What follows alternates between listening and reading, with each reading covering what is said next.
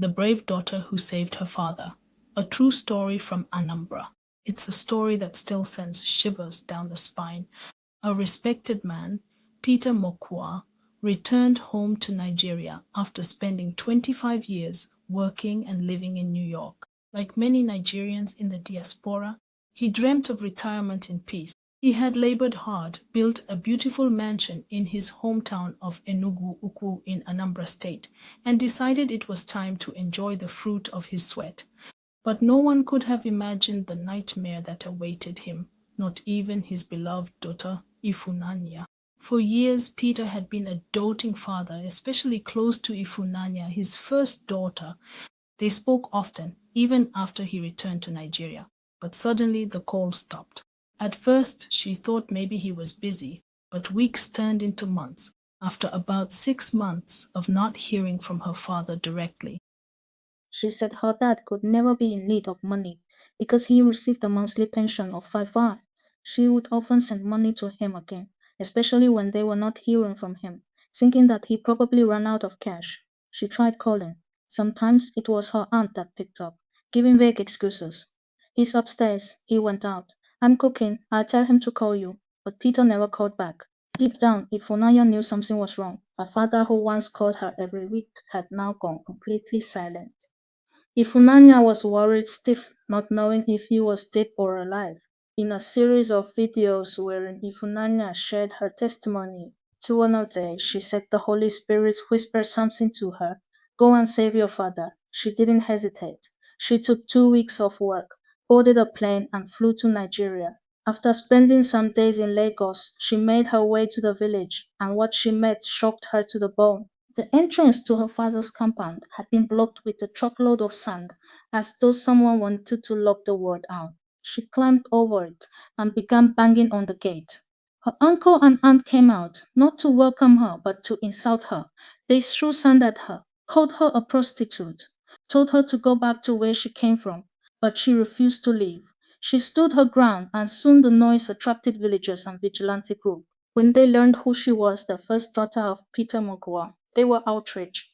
The elders had to hold the angry youth back from descending on her father's siblings, Francis and Josephine. After a tense standoff, she finally entered the house. That's when her aunt claimed Peter had traveled to Abuja. They even called another uncle, Christopher, who lied that Peter was with him, but had just stepped out. But again, Ifunanya said the Holy Spirit whispered, your father is upstairs. And she listened.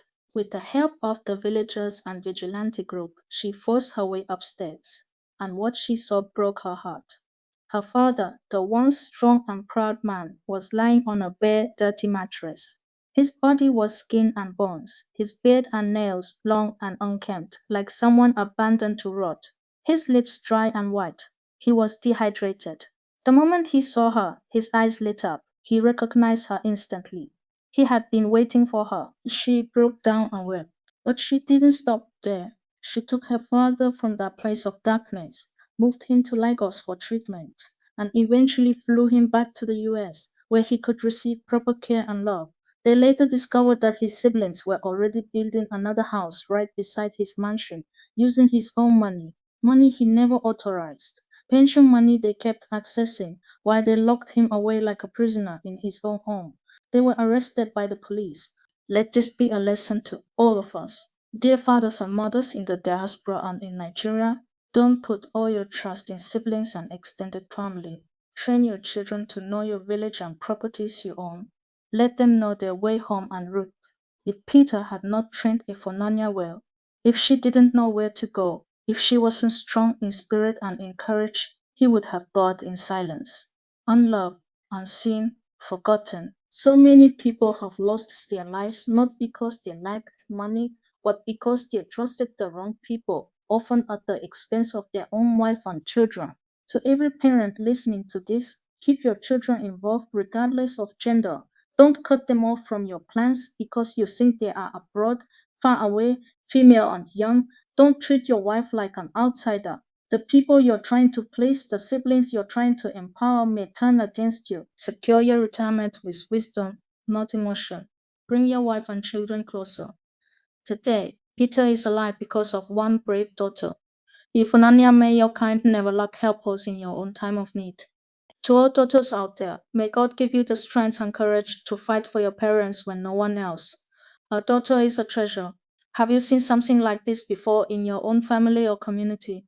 Let's talk in the comments. Your voice might be the wake-up call someone needs. If you have not subscribed to my channel, subscribe now and don't forget to turn on your notification button for more live stories and world news.